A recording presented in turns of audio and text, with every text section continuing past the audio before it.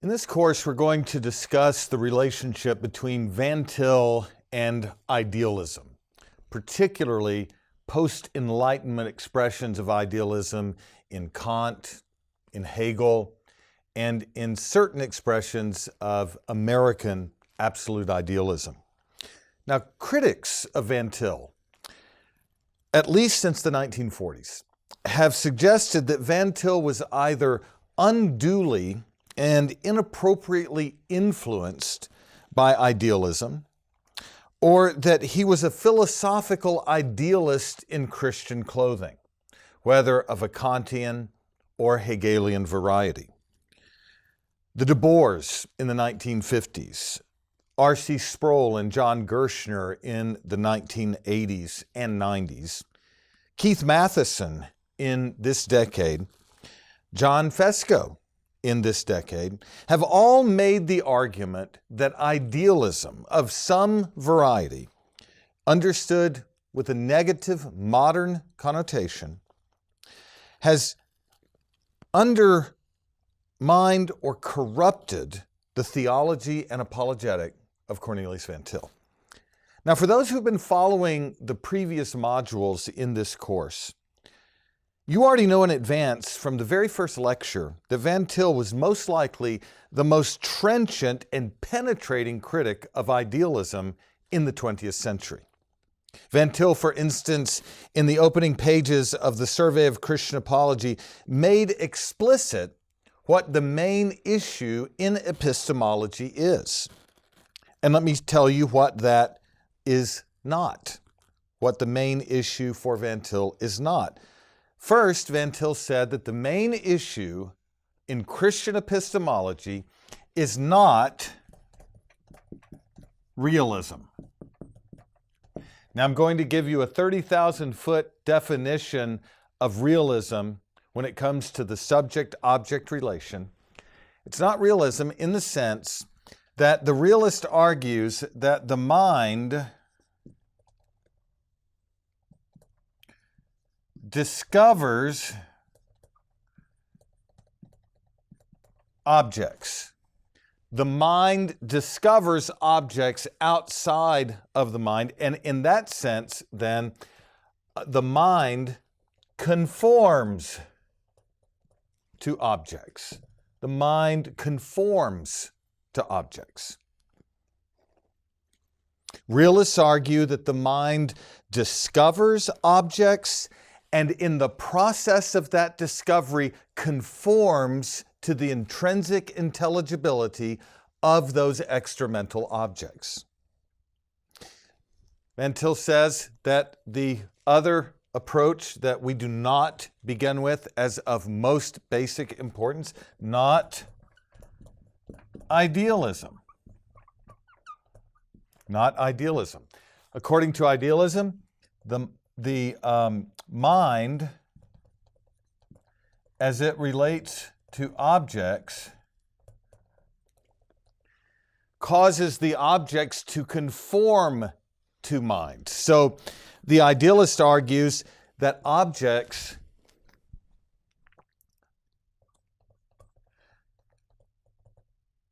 are conformed to the mind so that the mind imposes order or intelligibility onto objects. The mind has an active, constructive way. So what happens is that objects conform to minds. The realist says the mind conforms to objects. The idealist says that the objects conform to minds. And the mind, therefore, constitutes either the appearance and intelligibility of the object, Kant, or the rational reality of the object itself, Hegel. Now, Van Til looks at this and says this is, in itself, a discussion very much worth having. But Van Til says neither of these supply the fundamental theological starting point when it comes to a Christian epistemology, because This relationship is a horizontal relationship between finite knowing minds and finite known objects. Van Til says, instead of traditional garden variety realism or traditional garden variety idealism, Van Til says we need to start instead with what he called a revelational epistemology that begins with the creator, creature, distinction, and relation. Van Til said that the central issue for Reformed theologians turns on not how finite minds relate to finite objects, but how finite minds and objects relate to the triune creator. This basic distinction between the creator and the creature must be in place as the fundamental issue of interest for Christian theistic epistemology, a revelational epistemology. Van Til urged that we do not first ask how created minds relate to created objects, only then to move on and ask how or if the triune God fits into the picture. Early on in his survey of Christian epistemology, listen to what Van Til says. Quote, "We may characterize the whole situation by saying that the creation of God is a revelation of God. God revealed himself in nature, and God also revealed himself in the mind of man. Thus, it is impossible for the mind of man to function except in an atmosphere of revelation. And every thought of man, when it functioned normally in this atmosphere of revelation, would express the truth as laid in the creation by God. We may therefore call a Christian epistemology a revelational epistemology." You see, what Van Til's saying here, and that's, by the way, that's Survey of Christian Epistemology, page 1. From the very outset, Van Til makes this cardinal and critical distinction.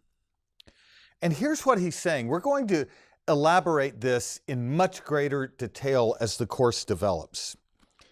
But the relation of man's mind to God's world must be informed at the most basic level by God's revelation. His revelation in nature, his revelation by virtue of creation, and his revelation in covenant, the special terms of the covenant. And Van Til goes on to say that the mind of man is itself inherently and inalienably revelational of God. And so in traditional garden variety discussions of realism and idealism, the issue is this horizontal one between the mind and objects. And Van Til's saying that you have to look at the mind of man itself, the knowing subject, under this locus of God's revelation. The inescapable natural revelation that before the fall was organically and inseparably annexed to the positive terms of special revelation. Let me put this a different way in light of SCE 1, Survey 1. The created subject-object relation operates in a quote-unquote atmosphere of revelation that expresses quote-unquote truth as laid out in creation by God. So that whatever we affirm of minds or objects, as we think in terms of the creator-creature relation, the mind and its objects are in an exhaustive environment of God's self-revelation. So Van Til resists speaking in terms of bare realism, minds conform to objects, or idealism, objects conform to minds, since neither centers the revelation of God in the mind of man and through the objects of creation. But Van Til insists both the mind of man and the objects for the mind of man exist in an atmosphere of revelation. Now you can look back in the material from the previous modules on the course on Van Til's doctrine of revelation for a further account of the details and how Van Til would differ from Aquinas and Barth and other trajectories that are in the milieu. But for our purpose here, it is this atmospheric understanding of revelation, natural and special, that Van Til says deserves all of the emphasis we can get it. So to repeat, minds do not exist independent of this atmosphere of revelation. Objects do not exist independent of this atmosphere of revelation. And Van Til is saying to the extent that the realist and idealist constructions do not center revelation, they are artificial and recalcitrant to the concrete character of this creator-creature relation. But Van Til goes on to say, and this is a quote from Defense of the Faith, page 70, and I'm just wanting to give you a little coverage here. First page of the survey, page 70 of Van Til's Defense of the Faith. Listen to what he says. He says, "It is necessary, however, to think of this revelation of God to man as originally internal as well as external." Now, I'm going to put a pause on that quote before I give you more. So pause that quote. These two lines, as you remember from the module on Revelation, refer to what we could call natural and supernatural pre-fall revelation. Natural and supernatural pre-fall revelation. And when Van Til says that the revelation of God to man was originally internal as well as external, here's the insight that you need to recognize. Natural revelation for Van Til includes external natural revelation and internal natural revelation. Romans 1, 18 through 20 being a locus classicus for that. And Van Til's point is that not only do all of the facts and laws that surround man in his created environment, not only do they reveal God clearly, but Van Til is saying there is internal natural revelation, which we called in a previous module the sensus divinitatis. The sensus divinitatis. There is concreated natural knowledge of God, naturally implanted knowledge of God, internal natural revelation. But, he says, there's also, and at the same time, distinctly, inseparably, and simultaneously, external, supernatural, positive revelation. And that accrues not by, as natural revelation does, not by a work of creation, a work of special creation. That's originally natural revelation. But this second synchronous distinct strand of special revelation, supernatural revelation, occurs by an act of special providence.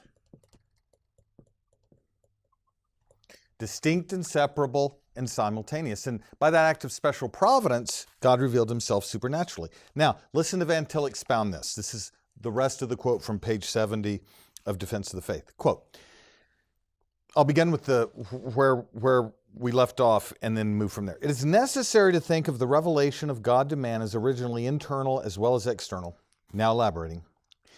Man found in his own makeup, in his own moral nature, an understanding of and a love for that which is good. His own nature was revelational of the will of God. But while thus revelational of the will of God, man's nature, even in paradise, was never meant to function by itself. It was at once supplemented by the supernatural, external, and positive expression of God's will as its correlative.